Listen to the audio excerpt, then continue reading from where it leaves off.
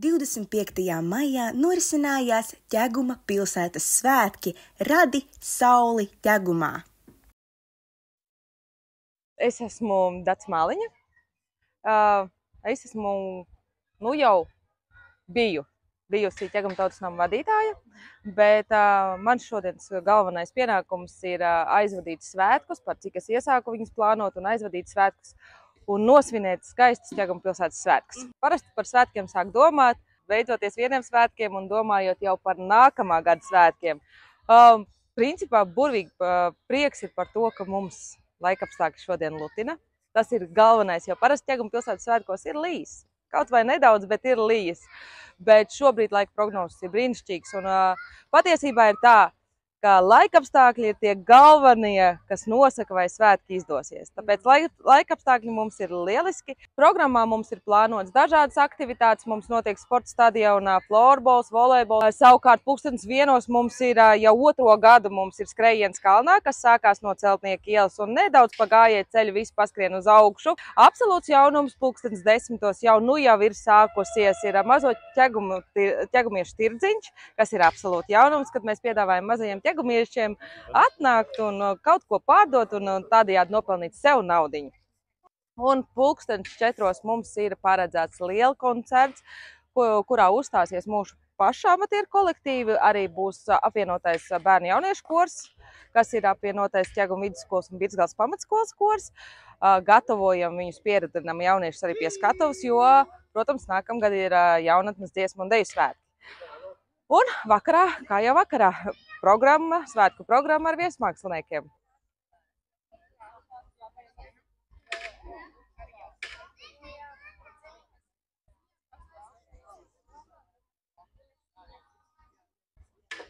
Jā, mani sauc Elīna, esmu jaunatnes darbiniece Ogres novada izglītības pārvaldē un darbojos ar jauniešiem Ķeguma administratīvā teritorijā. Tas ir Ķegumā, Rembutē, Domē, Birzgalē. Ir mūsu Ķeguma jaunieša diena, Ķeguma pilsētas svētku ietvaros, un tad mēs ar dažādām aktivitātēm mēģinam jauniešiem padarīt šo dienu tādu iespaidīgāku un foršāku un vispār vietu vienkārši viņiem, kur izpausties. Mums ir dažādas aktivitātes, viņi visu kaut ko var izmēģināt. Mums ir, piemēram, tādi kā nejaucēni, un mums ir fotobūde, un pat senas video spēles, ka var izmēģināt. Visādi var izpausties, un tad beigās var, ja tu esi kaut ko izmēģinājis, tu var arī laimestrot iegriezt un kādu balviņu no mums dabūt. Jauniešu doma, mēs visādos veidos izpaužamies, mēs pārstāvam jauniešu intereses dažādos, piemēram, pasākumos, vai, piemēram, kad ir kaut kādi lēmumu pieņemšana, mēs izsakam savu viedokli no jauniešu puses, mēs arī rīkojam visāda veida pasākumus jauniešiem. Pēdējais pasākums bija disku golfa sacensības jauniešiem, un tad arī tā kā mēģinājām iedzīvot arī disku golfa laukumu.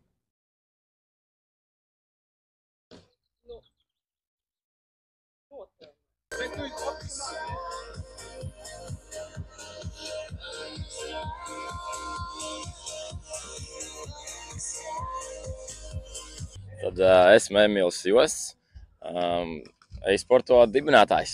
Tad šobrīd jūs varat vērot Ķeguma pilsētas svētku ietvaros notiek volejbola turnīrs gan kungiem, gan dāmām. Tad ir liels pieteikušos skaits, ir 22 kungu komandas un 10 dāmu komandas. Komandas reģistrācija notika šorīt no rīta 9:00, tad atbrauc visas komandas, notika reģistrācija, sadalījām pa grupām un uzsākam sacensības. Kā jau katru gadu jūs redzat, aizvien vairāk un vairāk Ogres novadā un apkārtējos ciemos populārāks kļūst volejbols. Un jau šogad jau vērojams, kad ir 22 vīriešu komandas, tas jau ir ļoti liels skaits.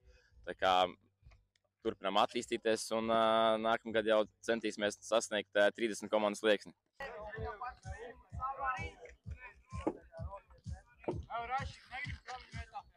Labdien, mani sauc Lauris Kārkliņš. Šobrīd pārstāvu florbolu. Esmu no Lielvārdas, spēlēju Lielvārdē vārdsargs virslīgā. Šodien ir Ķeguma pilsētas svētki, un mums ir sporta aktivitātes. Ir gan florbols, gan volejbols. Šobrīd aiz muguras notiek florbola turnīrs 3-3. Tā kā jā, interesanti izbaudam dienu. Popularizējam florbolu visās mūsu pilsētās, mūsu lielajā novadā Ogres. Un visvairāk jau gribētos redzēt arī meiteņu komandas, lai nāk, jo mums ir Lielvārdē projekts. Sākam taisīt meiteņu komandas, bet, diemžēl, meitenēm vēl izskatās ir bail, bet nu cerams. Tātad nākamā spēle dāmām Pumbas El Džina. Un nākamā spēle būs Toma pret Lielvārdu. Mēs esam labdarības veikals Pūne, es esmu Maiga.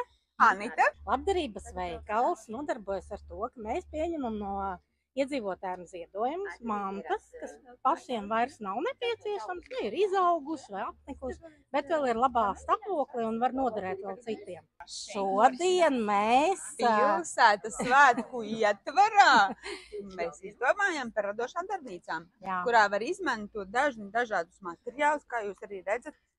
Tās ir lupatiņu paklājiņus var ietamborēt, šeit var atnākt patamborēt, un šeit var sapņu ķērāji. Materiāli principā ir tie, kas mums ir arī noziedoti, bet viņi vairs nedara. Tā kā tam paredzētais, ja mēs viņus sagriežam, tāpat tās var redzēt visādām lentītēm, to visu ir salauztas rotas lietas, ja, to visu, podziņus, to visu vēl var izmantot un radīt kaut ko foršu un interesantu, kā arī nodarbe laba. Taulas mūžu ķegumam, jā, tā ir mana mīļā dzimtā pilsēta. Tā kā, un es lepojos par viņu un aicinu vienmēr ciemos visus pie mums, jo pie mums ir arī ko redzēt. Un ķegums rada elektrību, ja? Divas sirds mīlestību.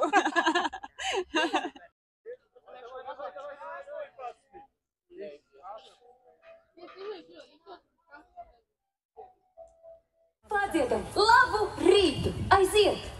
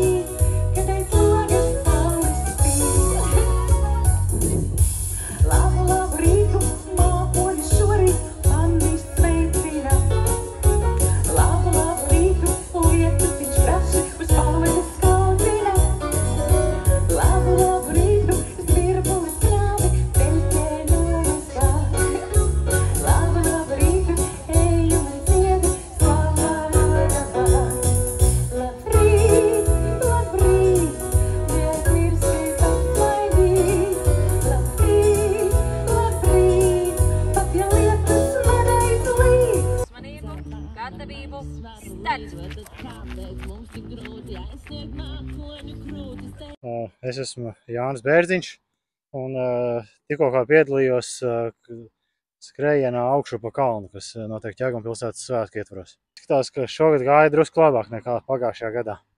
Es domāju, ka tā kā iespēja cilvēkiem iepazīties ar Ķeguma reliefu, kas tomēr ir daļā pilsētas diezgan kalnains, un arī pārbaudīt savas fiziskās spējas. Jā, es ar orientēšanās sportu nodarbojos, bet tā sanāk, ka daļa no šī kalnā skrējiena ir arī mans ikdienas maršruts.